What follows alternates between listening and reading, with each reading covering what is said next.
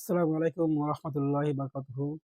কিছুক্ষণ আগে একটা ভিডিও চলছিল। ভিডিওতে আমরা আলোচনা করতেছিলাম যে মানুষ, আত্মা, রূহ এবং বডি সম্পর্কে। আমি বলেছিলাম যে আপনার মানুষ অসুস্থ হইলে চিকিৎসা করা সুন্নাত, কিন্তু রূহ আত্মা অসুস্থ হইলে চিকিৎসা করা ফরজ। যদি কোনো লোকের বডি অসুস্থ হয়, সে চিকিৎসা না করে সে হয়তো শারীরিকভাবে কষ্ট হবে, শারীরিক কষ্ট হবে। এতে আনন্দ হবে। যদি ইমানদার হয় সে বলবে আলহামদুলিল্লাহ, আল্লাহ তাআলা আমাকে জ্বর দিয়েছেন। এর থেকে তো কত মানুষ অসুস্থ আছে, মেডিকেলে শুয়ে আছে। আমার তো মেডিকেলে যাওয়া লাগে নাই।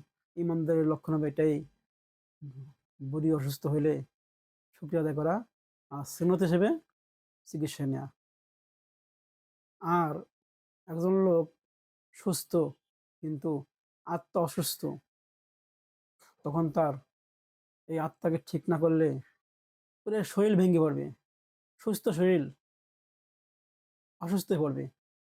এই অসুস্থর চিকিৎসা কোনো ওষুধ হবে না। সুতরাং তার জন্য কি করতে হবে? অতি দ্রুত সম্ভব হক্কানি, পীর মাশায়েখ, আল্লাহওয়ালা, মুরব্বিদের কাছে গিয়ে সমাধান নেয়া।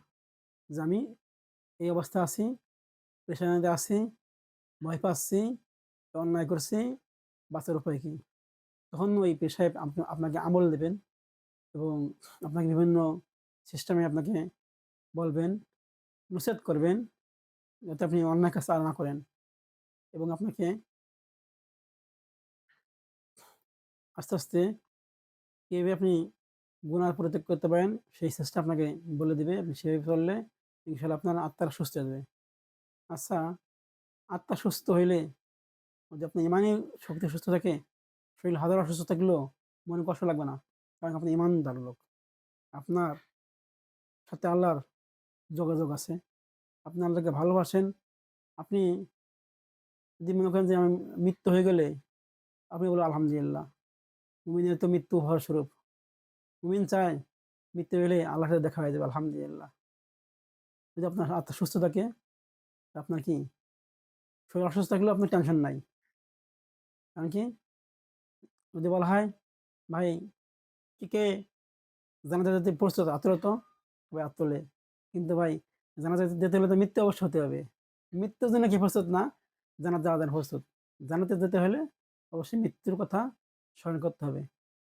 মৃত্যুর কথা বেশি স্মরণ করলে তখন আপনার গুনাহ করতে মন চাবে না। সুতরাং দেহ চি দেহ বডি চিকিৎসা করার জন্য সুন্নাত ঠিক আছে। এটা চিকিৎসা করবো অবশ্যই। শরীর সুস্থ থাকলে ইবাদত বন্দেগীতে মন ভালো লাগে। ঠিক আছে? কিন্তু ভাই, শরীর বডি অসুস্থ থাকলেও আপনার যদি আত্মা অসুস্থ থাকে, আপনাকে কোনটা আগে করতে হবে?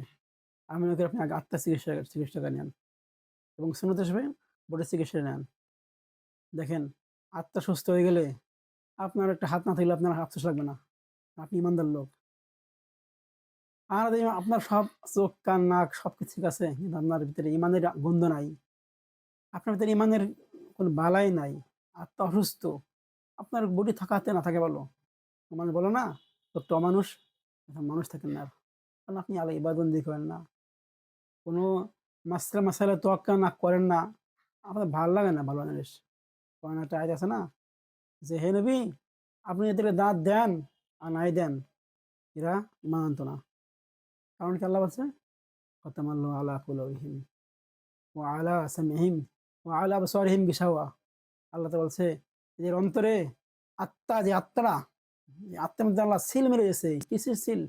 গোবরার সিল মেরে দিয়েছে এবং কর্ণকুহরে গোঁজ ঢুকে দিয়েছে। চোখে আবরণ ফেলে দিয়েছে। এইজন্য তারা ভালো কথা শুনতে পারে না, চোখ দিয়ে ভালো জিনিস দেখতে পায় না। সুতরাং আমরা সবসময় আল্লাহকে দোয়া করবো, "আল্লাহ, তোমার রহমত ছাড়া একটা ভালো কাজ করা সম্ভব না।" আসুন আমরা আলেম ওলামার সাথে সম্পর্ক রাখি, আলেমদের মহব্বত করি এবং বডি চিকিৎসার সাথে, সাথে আত্মার চিকিৎসাটা খুব জরুরি। আত্মার চিকিৎসার জন্য হক্কানি, রব্বানি, আল্লাহওয়ালা আলেমদের সোহবত থেকে। আল্লাহ তাআলা আমাদের সবাইকে তৌফিক দান করুন। আমিন। আসসালামু আলাইকুম ওয়া রাহমাতুল্লাহি ওয়া বারাকাতুহু।